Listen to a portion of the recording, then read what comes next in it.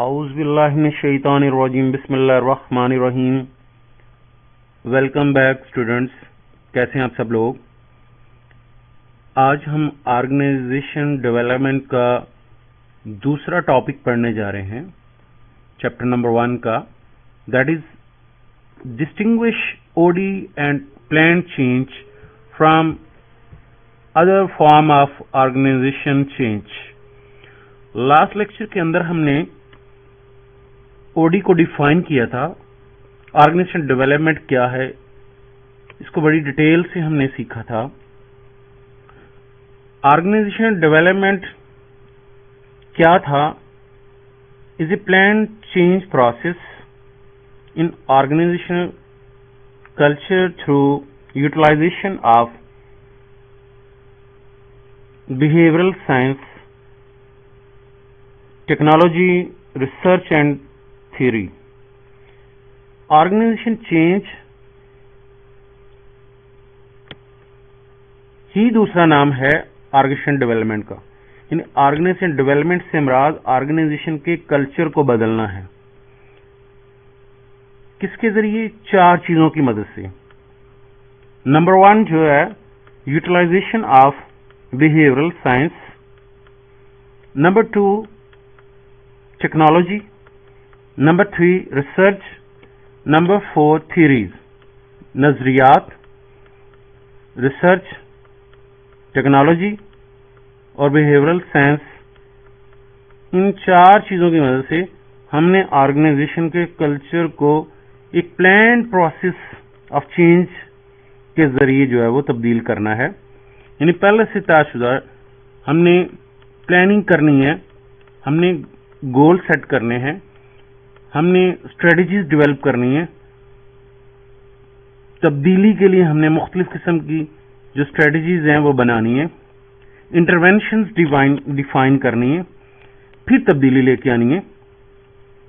ये जो organisation development के अंदर चेंज है हमने लेके आनी है, इसको हमने ऑर्गेनाइजेशन की दूसरी चेंजेस जो हैं उससे आज हमने डिफरेंशिएट करना है। तो इसमें हम स्टेप बाय स्टेप देखते हैं कि ये किस तरह से ये डिफरेंशिएट करती है दूसरी तब जो ऑर्गेनाइजेशन चेंज है उसके हिसाब से। तो नंबर 1 पे फर्स्ट वन जो है, OD applies to change in the strategy, structure and process of an entire system। Organization development जो है ये तब्दीली लेके आती है ऑर्गेनाइजेशन की स्ट्रेटजी बदलने में, स्ट्रक्चर बदलना है हमने, प्रोसेस को बदलना है। सिर्फ एक सेगमेंट को नहीं है, इंटायर जो सिस्टम पुराना सिस्टम था उसको बदल के हमने एक डायनेमिक सिस्टम लेके आना है। such as an organizations, a single plant of a multi-plant firm, a department or a work group। तो हमने पूरी ऑर्गेनाइजेशन के अंदर, ग्रुप्स के अंदर, डिपार्टमेंट्स के अंदर, प्लांट वाइज इंटायर पूरे के पूरे सिस्टम को बदलना है। A change program aimed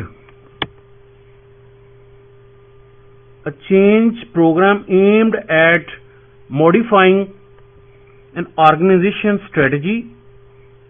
for example, strategy हम किस तरह बदलेंगे? for example, might focus on how the organization relates to a wider environment and on how those relationships can be improved। It might include changes both in the grouping of people to perform tasks, उनके structure को बदलना है, and in methods of communicating and solving problem। और organisation के अंदर किस तरह से कम्युनिकेशन होगी और किस तरह से हमने अपनी प्रॉब्लम्स को सॉल्व करना है, किस तरीके से बदलना है, to support the changes in strategy. Similarly, an organization development program directed at helping to a top management team become more effective might focus on interactions and problem solving process within the group.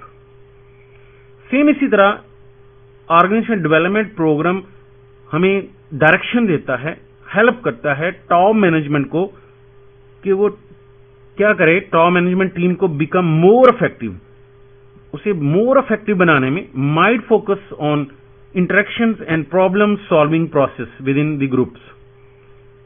This focus might result in improved ability of top management to solve company problem in strategy and structures.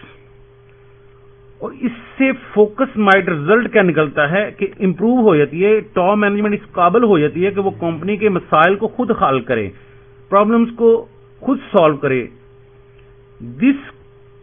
इसी चीज को दूसरे लफ्जों में OD top management को इस काबिल बना देती है कि वो क्या करे कि वो अपने मसाइल का हल खुद ढूंढे, अपनी जो strategical, structural and procedural problems हैं उनको सॉल्व करने में मदद देती है। इसको this contrast with the approaches focusing on one or only a few aspect of a system. अगर इसका मुकाबला हम दूसरी चेंजेस से करें तो वो सिर्फ एक एस्पेक्ट को, एक कंपोनेंट को तब्दील करने में या हेल्प सॉल्व करने में मदद देती है, इंटायर सिस्टम को नहीं। सच एज टेक्नोलॉजिकल इनोवेशंस और ऑपरेशनल मैनेजमेंट, यानी टेक्नोलॉजिकल इनोवेशंस के जरिए भी ऑर्गेनाइजेशन के जरिए चेंज लेके आती, यानी हम अपनी ऑर्गेनाइजेशन में टेक्नोलॉजी लेके आए तो उससे एक एस्पेक्ट तो चेंज हो जाएगा। फर्ज करें पहले हम मैनुअल जो है वो सेल रिकॉर्ड करते थे या अकाउंट्स करते थे, अब हमने इसके लिए कंप्यूटराइज सिस्टम कर लिया तो वो एक मसला हल होगा। ऑपरेशनल मैनेजमेंट और ऑपरेशनल मैनेजमेंट में हम किसी एक ऑपरेशन को मैनेज करने में मदद देती है, ओवरऑल एंटायर सिस्टम को बदलने में मदद नहीं देगी। In these approaches attention is narrowed, यानी ऑर्गेनाइजेशन डेवलपमेंट के जरिए भी चेंज लानी है। इससे पहले ऑपरेशनल मैनेजमेंट और टेक्नोलॉजिकल इनोवेशंस भी एक मेथड्स हैं जिनके जरिए हम चेंज ला सकते हैं, लेकिन उनमें और ओडी के जरिए चेंज जो है वो क्या है, ओडी वाइडर कंसेप्ट है और बाकी चेंजेस जो है वो नैरो है। Narrow to improvement of a particular product और ए प्रोसेस और to development of a production और सर्विस डिलीवरी फंक्शंस। तो हम ऑर्गेनाइजेशन के एक डिपार्टमेंट को ठीक कर सकते थे, लेकिन ओडी के जरिए हम क्या करेंगे है इंटायर सिस्टम को बदलने में मदद देगी, ओवरऑल चेंज आएगी। यानी जिस तरह अगर हम तब्दीली लेके आनी है तो पूरे मुल्क के तमाम इंटायर सिस्टम को बदलना पड़ेगा। अगर जिस तरह तरीके इंसाफ की बात कर रही है कि मुल्क में हमने तब्दीली लेके आनी है तो तब्दीली के लिए उन्हें रिफॉर्म्स लेके आनी पड़ेगी, हर शोबे को एडमिनिस्ट्रेटिव रिफॉर्म्स लेके आनी पड़ेगी, स्ट्रक्चरल चेंज लेके आनी पड़ेगी, हमें सिस्टमैटिक चेंज लेके आनी पड़ेगी है, हमें अपना फोकस करना पड़ेगा, अपने लॉज बदलने पड़ेंगे, हमें पूरे सिस्टम के टैक्स के निजाम को बदलना पड़ेगा, एग्रीकल्चरल रिफॉर्म्स लेके आनी पड़ेगी, इंडस्ट्रियल रिफॉर्म्स लेके पड़ेंगी, एजुकेशनल रिफॉर्म्स लेके आनी पड़ेगी। तो हमें पूरे सिस्टम को बदलना है।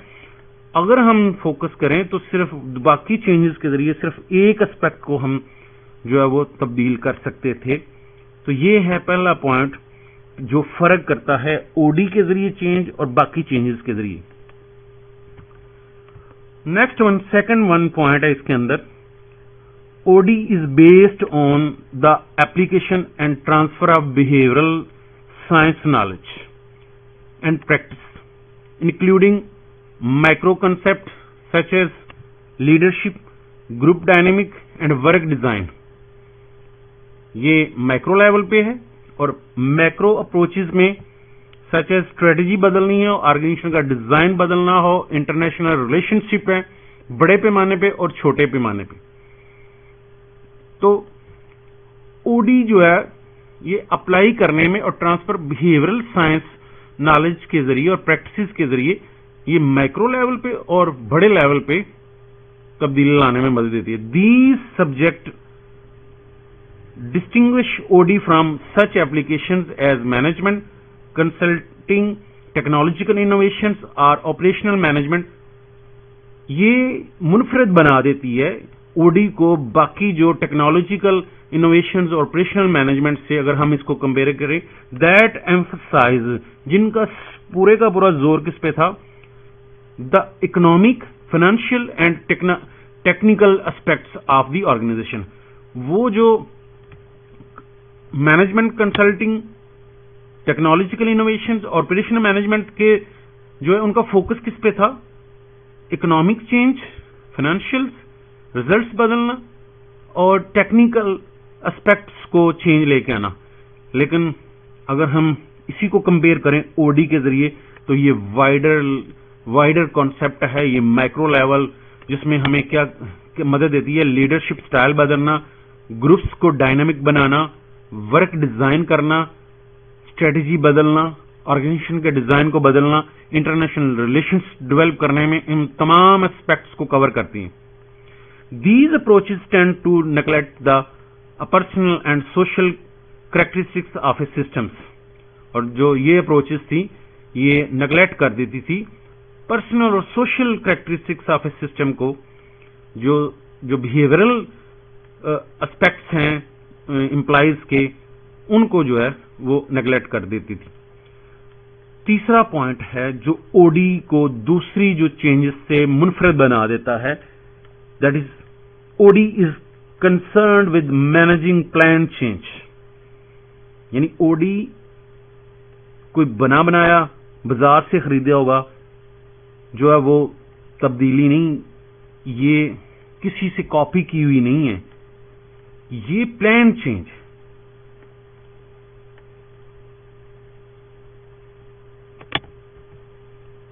प्लान चेंज से मराद है कि इसके लिए पहले से पूरी डायग्नोसिशन करनी पड़ेगी।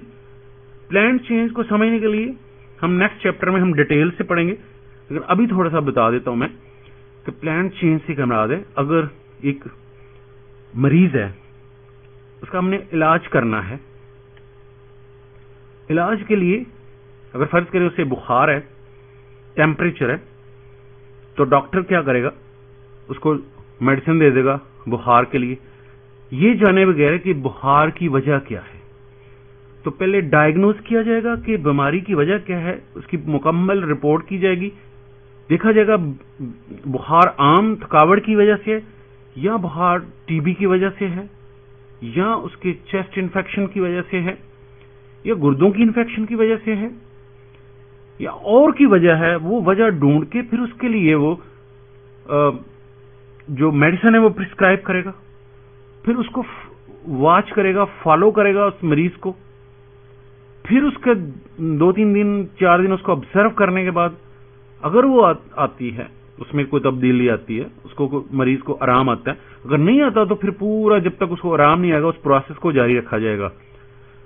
तो ये जो ओडी के जरिए चेंज है, इसके लिए बाकायदा तौर पे डायग्नोसिशन का प्रोसेस होगा कि जब हमने किसी ऑर्गेनाइजेशन के अंदर तब्दीली लेके आनी है तो सबसे पहले देखा जाएगा कि ऑर्गेनाइजेशन में कहाँ कहाँ खामियां हैं, कहाँ प्रॉब्लम है। जैसे पाकिस्तान को अगर ओवरऑल हमने तब्दीली लेके आना है तो सबसे पहले हमें क्या करना पड़ेगा है कि पाकिस्तान के कौन कौन से सेक्टर्स के अंदर कहाँ कहाँ मसाइल हैं, उन मसाइल्स को पहले जान के ग्रे एरियाज को जो है वो हाईलाइट किया जाएगा। फिर उसके लिए हम क्या करेंगे, हमने स्ट्रेटजीज बनानी है और उन स्ट्रेटजीज को इंप्लीमेंट करना है और फिर चेंज लेके आनी है। लेकिन इस सारे अमल के लिए अगर देखा जाए तो जब तक पाकिस्तानी अवाम का बिहेवियर चेंज नहीं होगा उस वक्त तक तब्दीली नहीं आ सकती है। अगर हमारा कल्चर नहीं बदलेगा उस वक्त तक तब्दीली नहीं लेके आ सकते हैं। और सबसे बड़ी चीज ये है कि सेल्फ मैनेजिंग टीम का तैयार करना। सेल्फ मैनेजिंग टीम जो है वो सबसे बड़ा फोकस होगा। सेल्फ मैनेजिंग टीम कौन सी होती है और उसका काम क्या होगा है, उसका फोकस किस पे होगा है, ये हम नेक्स्ट डिटेल से देखेंगे। तो third point, OD is concern with managing plan change but not in the formal sense typically associated with the management consulting or project management, which tends to comprise pragmatic and expert driven approaches to change। ये ऐसे ही है। इसकी example समझने के लिए कि आपको अपने ऑर्गेनाइजेशन के अंदर एक प्रोग्राम को लेके आना है, आपने एक सॉफ्टवेयर लेना है। आप बाजार से भी सॉफ्टवेयर ले के आ सकते हैं, मतलब अकाउंटिंग का। दूसरा तरीकाकार ये है कि आप अपनी ऑर्गेनाइजेशन की जरूरत के मुताबिक अपना खुद से सॉफ्टवेयर बनवाएं किसी से, तो ओडी खुद से देखा जाता है कि जो जरूरत है उसके मुताबिक सॉफ्टवेयर बनाया जाएगा। आप बाजार से या एक्सपर्ट ड्रिवन जो है बाजार से प्रोग्राम बनाया ला के चेंज इसमें अपने इंप्लीमेंट नहीं करेंगे है। OD is more an adaptive process for planning and implementing change than a blueprint for how things should be done। ये एक ब्लूप्रिंट पेपर वर्क नहीं है कि आपने इसको कर लेना, इसके लिए बकायदा तौर पे आपने प्लान करके फिर इंप्लीमेंट करना है चेंज को। It involve planning to diagnose and to solve organization problems. पहले ढूंढ रहे हैं कि मसला कहाँ पे है और फिर ऑर्गेनाइजेशन के प्रॉब्लम को सॉल्व करना है। But such plans are flexible होने चाहिए and often revise as new information is gathered as the change program progresses. If, for example, there was a concern about the performance of a set of international subsidiaries, अगर किसी organisation में ये मसला है कि उसे इंटरनेशनल सब्सिडीज जो उसके साथ जुड़ी हुई जो छोटी छोटी कंपनी उनके साथ मसला है, a reorganization process might begin with plans to assess the current relationship between the international division and the corporate headquarters and to redesign them if necessary। तो अगर हम एक बड़ी ऑर्गेनाइजेशन है, एक उसका हेड ऑफिस जो है वो किसी एक मुल्क के अंदर है और उसकी दूसरे ममालिक के अंदर ब्रांचेज हैं, सब्सिडरी कंपनीज हैं, तो अगर उनके दरमियान कोई अच्छा तल्लक नहीं है तो देखना पड़ेगा प्रॉब्लम्स कहां से, फिर उसको सॉल्व करना पड़ेगा। These plan would be modified. और ये जो तब्दीली का है, ये जो प्लानिंग है वो फ्लेक्सिबल होने चाहिए, जरूरत के मुताबिक वक्त के मुताबिक उसमें तब्दीली। ओडी जो चेंज लेके आएगी उसमें फ्लेक्सिबिलिटी लाजमी होगी, वक्त के साथ साथ उसमें तब्दीली की जा सके। If the assessment discover that most of the senior management team were not given adequate cross cultural training prior to their international assignments, अगर ये असेस किया जाए पाया जाए कि most of the senior management को ट्रेनिंग नहीं दी गई है मुनासिब तरीके से कि वो क्रॉस कल्चर के अंदर किस तरह से इंटरनेशनली असाइनमेंट को जो है वो मैनेज कर सकते हैं। Number 4, OD involve the design. OD का तल्लक डिजाइन करना है, implementation and the subsequent reinforcement of change, यानी जो पूरा चेंज प्रोसेस है उसको डिजाइन करना, फिर उसको इंप्लीमेंट करना, यानी स्ट्रेटजीज को और इंटरवेंशंस को डिफाइन करना, रूल्स एंड रेगुलेशन को डिफाइन करना, फिर उसको इंप्लीमेंट करना और सब्सिक्वेंटली अगर वो ठीक है तो उसको बार बार रीइंफोर्स करना। It makes beyond the initial efforts to implement a change programme to a long term concern for appropriately institutionalizing new activities within the organization. For example, implementing self-managed work teams might focus on ways in which supervisor could give worker more control over work methods. After workers had more control, attention would be shifted to ensuring that supervisor continued to provide that freedoms. यानी अगर ये देखा जाए तो dynamic organisation के अंदर ये होता है कि जो एक होती है सेंट्रलाइजेशन और दूसरी डिसेंट्रलाइजेशन। जब हम ऑर्गेनाइजेशन को डायनेमिक बनाते हैं तो उसमें डिसेंट्रलाइजेशन जरूरी है, यानी इख्तियारत का निचले लेवल तक लेके जाना। तो हम देखेंगे कि चेंज, पहले ऑर्गेनाइजेशन सेंट्रलाइजेशन थी, सारे इख्तियारत तो सेंटर पे थे। बाद में हमने क्या किया कि अपने मैनेजर्स को फ्रीडम दिया गया, आजादी के वो अपने फैसले करें। फिर हमने ये देखना है कि वो सुपरवाइजर को फ्रीडम देने से क्या जो अपने टीम्स को जो सुपरवाइजर यहाँ ऊपर बैठे हुए हैं वो जो है वो फ्रीडम मिलने से वो बेहतरी की तरफ जा रहे हैं, तो फिर हमने उसको उस सिलसिले को बंद नहीं करना, इसको जारी रखना है। That sure might include rewarding supervisor for managing in a participative styles. This attention to reinforcement similar to training and development approaches that addresses maintenance of a new skills or behavior, but it differ from other change perspective that do not address how a change can be institutionalized. अगर हमने compare करें जो बाकी changes हैं जिसमें technological change या operational changes हैं और कंसल्टेंसी, मैनेजमेंट कंसल्टेंसी में के जरिए भी जो है उसके जरिए भी देखा जाए तो ओडी के जरिए जो चेंज होगी वो मुनफरद होगी, वो उनसे अलहदा होगी बाकी चेंजेस की निस्बत। वहां पे ये आजादी या ये फ्रीडम नहीं मिलेगा। ओडी की शर्त यही है कि यहाँ आपने अपने ऑर्गेनाइजेशन के अंदर आपने डिसेंट्रलाइजेशन करनी है। और नंबर 5 पे finally OD is oriented to improving organizational effectiveness. OD के जरिए असल काम क्या है? ऑर्गेनाइजेशन की effectiveness. Effectiveness is the best measure along 3 dimensions. यानी ऑर्गेनाइजेशन को की एफिशिएंसी और इफेक्टिवनेस आपने जो मैनेजमेंट के अंदर देखा हुआ है, तो इफेक्टिवनेस को 3 तरह से देखेंगे। किस तरह से, यानी ओडी के जरिए जो हम स्ट्रेटेजीज वगैरह बनाएंगे वो किस तरह से इफेक्टिवनेस उनकी चेक की जाएगी। तो इफेक्टिवनेस किस तरह से होगी? Number 1, first OD affirms that an effective organisation is adaptable.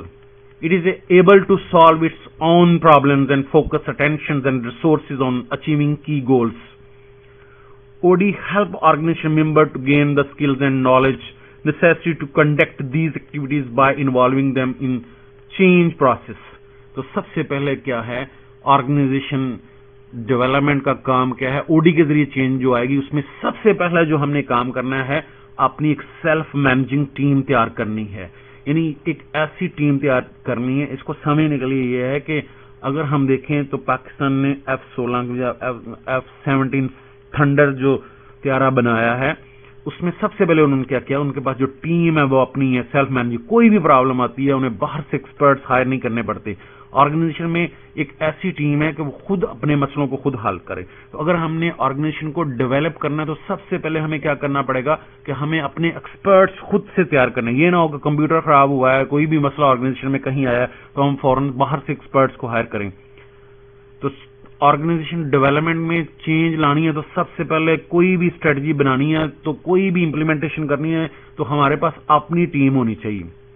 Second, an effective organization had high financial and technical performance, including sale की ग्रोथ होगी, एक्सेप्टेबल प्रॉफिट्स होगा, क्वालिटी प्रोडक्ट लेके आनी है, सर्विसेज एंड हाई प्रोडक्टिविटी। यानी कैसे पता चलेगा? ओडी के जरिए पता चलेगा। इफेक्टिवनेस कैसी होगी? यानी जो हम चेंज लेके आएंगे पता तो फिर ही चलेगा ना कि इफेक्टिवनेस है, कि हमारी सेल पहले से बढ़ गई है, हमारा प्रॉफिट पहले से बढ़े, हमारी क्वालिटी ऑफ प्रोडक्ट बढ़े, हाई प्रोडक्टिविटी हो। OD help organization achieve these ends by leveraging social science practices to lower cost. और ये सारा कुछ किस तरह मुमकिन होगा कि हम अपनी कॉस्ट को मिनिमाइज करेंगे, improve product and services and increase productivity.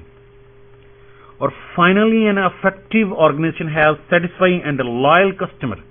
सबसे बड़ा ये होगा कि हमारे कस्टमर हमें छोड़ के नहीं जाएंगे।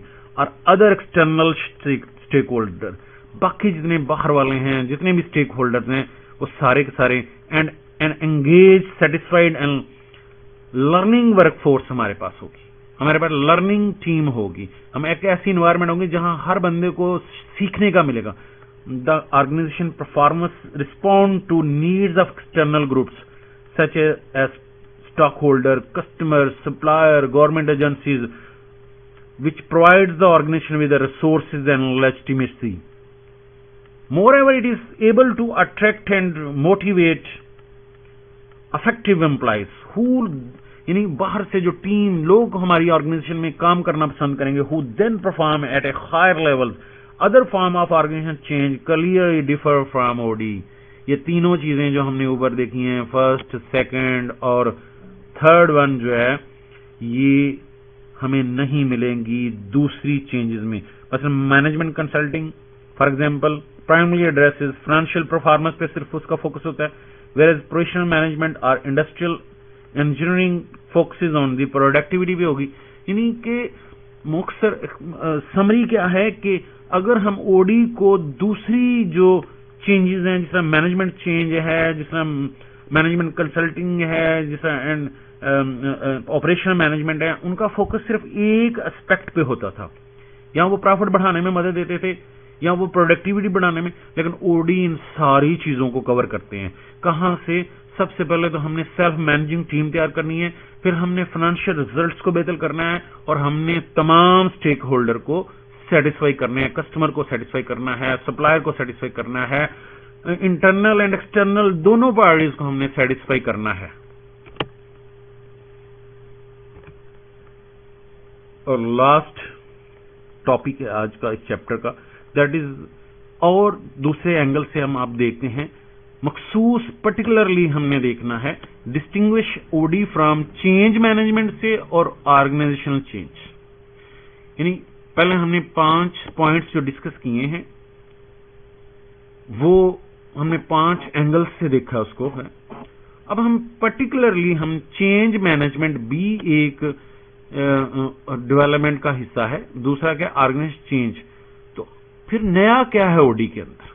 चेंज मैनेजमेंट में के जरिए चेंज मैनेजमेंट भी तो चेंज के लिए थी ना, तो ऑर्गेनाइजेशनल चेंज भी तो है। तो इनमें फर्क क्या है? Organisation development can be distinguish from change management और organisation change. OD and change management both address the effective implementation of planned change। जो OD के जरिए चेंज लेके आनी है और चेंज मैनेजमेंट है, ये दोनों का फोकस किस पे होता है? effectively implementation of planned change।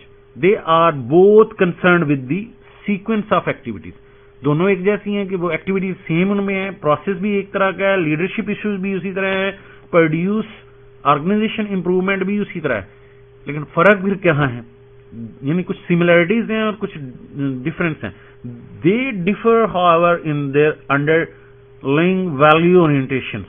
ओडीज behavioural science foundations support value of human potentials, participations and development in additions to performance and competitive advantage. OD's का सबसे बड़ा जो फोकस है वो ह्यूमन पोटेंशियल्स पे है, सेल्फ मैनेजिंग टीम पे है, बिहेवियरल चेंज पे है। बाकी जो चेंज मैनेजमेंट है वो बिहेवियरल चेंज पे नहीं आती। इसको समझने के लिए ये समझ लें कि फर्ज करें आपने क्या किया, एक ऑर्गेनाइजेशन को चला रहे हैं, आपके पास एक टीम है, आप पहले छोटे बिल्डिंग के अंदर काम करते, आपके पास मैनुअल काम था, आपने क्या किया कि मैनुअल के कंप्यूटराइज सिस्टम पे आ गए। आपने क्या किया कि आपने अपनी इमारत तब्दील कर दी, लेकिन हुआ क्या कि हमारी ग्रोथ फिर नहीं हुई। तो उसकी वजह क्या थी कि हमारा जो एम्प्लॉइज था उसका बिहेवियर नहीं तब्दील हुआ। वो पहले भी कस्टमर से सेटिस्फाई नहीं था, वो लोगों को सही तरीके से रूडली ट्रीट करते थे।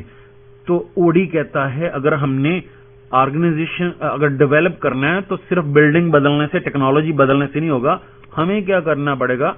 हमने ह्यूमन वैल्यूज को बदलना है, हमें कल्चरल चेंज लेके आनी पड़ेगी, हमें आपको बिहेवियरल चेंज लेके आनी पड़ेगी। तो ये है जो चेंज है, यानी सिर्फ इमारत से डेवलपमेंट नहीं होता, असल में हम जो तब्दीली आती है वो किसी इंसानी रवैयों से आते हैं। पाकिस्तान का भी ये सबसे बड़ा मसला यही है। यहाँ पे एम्प्लॉइज का, वर्कर्स का जो लोगों के साथ रवैया है, स्पेशली गवर्नमेंट के डिपार्टमेंट देख लें आपने है, आप कोई भी काम हो, आप तौबा करते हैं, किसी थाने में जाना पसंद नहीं करते, किसी क्लर्क के पास जाना पसंद नहीं करते, उनका बिहेवियर इस तरह है। तो ओडी फोकस करती है कि हमें सबसे पहले क्या करनी है? बिहेवियरल चेंज लेके आनी। Change management focuses more narrowly on values of cost, quality and scales. As a result, OD distinguishing feature is its concern with the transfer knowledge and skills so that the system is more able to manage change in the futures। ये कहते हैं कि self managing team बनाओ ताकि मुस्तकबिल भी हम तब्दीली को कंटिन्यू रख सके। Change management does not necessarily require the transfer of these skills. In short, all OD involves change management, but change management may not involve OD। और सिमिलरली ऑर्गेनाइजेशन चेंज, ये बड़ा कॉन्सेप्ट है। Organisation change similarly overall organisation के change is a broader concept than OD. OD उसका एक हिस्सा है। As discussed above, organisation development can be applied to the managing organisation change. However, it is primarily concerned with the managing change in such a way that knowledge and skill are transferred to building the organization capability।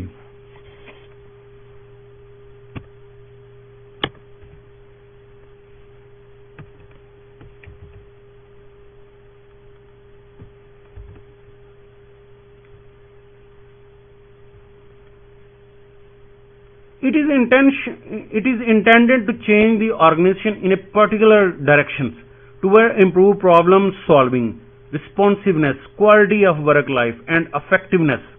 Organization change, in contrast, is a more broadly focused and can apply to any kind of change, including technical, managerial innovations, organization decline, or evolutions of a system over time, these changes may or may not be directed at making the organization more development in sense of employed by OD. तो organisation change एक wider concept है और OD उसका एक हिस्सा है। जब organisation के अंदर चेंज लेके आएंगे तो हम ओडी के जरिए चेंज लेके आएंगे, और जो चेंज मैनेजमेंट है ये उससे नैरो है, ओडी उससे बेहतर है, और ऑर्गेनाइजेशन चेंज जो है ये वाइडर कंसेप्ट है, सबसे बड़ी कंसेप्ट है। तो ये था आज का हमारा टॉपिक। हमने देखा है कि किस तरह से ओडी काम करती है। ओडी क्या है, मुख्य समरी क्या आज की, OD is a planned process of change in organisation culture through behavioural science, technology, research and theory. 4 चीजों के जरिए हमने क्या करना है, ऑर्गेनाइजेशन के कल्चर को बदलना है, ये ओडी के जरिए करेंगे। अल्लाह हाफिज।